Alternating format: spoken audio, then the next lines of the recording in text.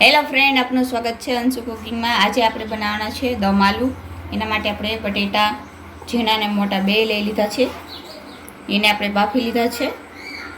ટમેટાની puree, ડુંગળી, મરચાં, આદુ અને લસણની પ્યુરી છે।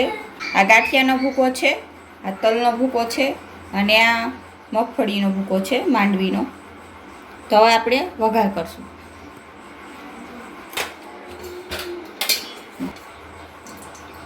ત્રણ પાવર આપણે તેલ નાખશું। તેલ થઈ ગયું છે તો આપણે તીખા લવિંગ, બાદિયા અને તજ પણ આપણે નાખશું વઘારવામાં।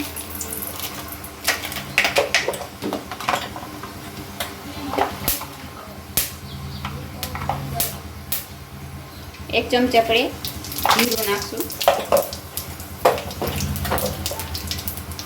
હવે આપણે એક ચમચી આપણે હિંગ નાખશું।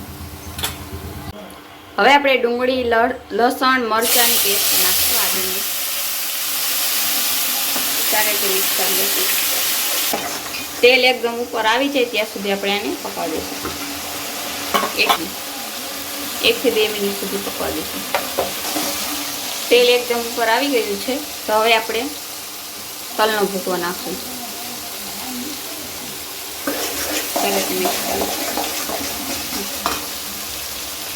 હવે આપણે ટમેટાની પ્યુરી નાખશું।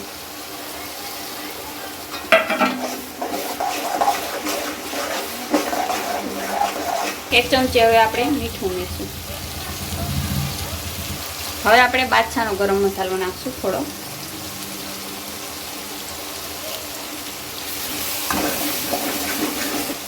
હવે આપણે ચટણી 3 ચમચી નાખશું।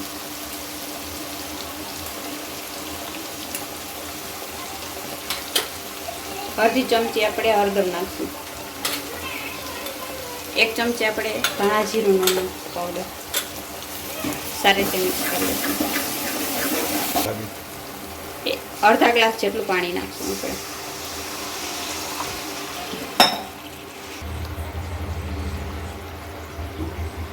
પાણી એકદમ ઉકળી ગયું છે તો હવે આપણે એની અંદર બટેટી નાખી દઈશું।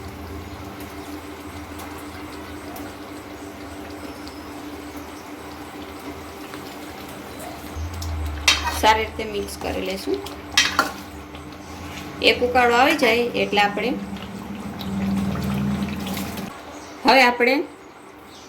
ગાંઠિયાનો ભૂકો નાખશું। હવે આપણે માંડવીનો ભૂકો નાખશું। સારી રીતે મિક્સ કરી લઈશું। દમ આલુ બનીને તૈયાર છે। ગેસ આપણે બંધ કરી દીધો છે। તમે પણ આવી રીતે ઘરે બનાવી શકો। તો આવી જ અવનવી રેસીપી માટે અમારી ચેનલને અંશુ કુકિંગને લાઈક કરજો, શેર કરજો, સબસ્ક્રાઈબ કરજો। ધન્યવાદ।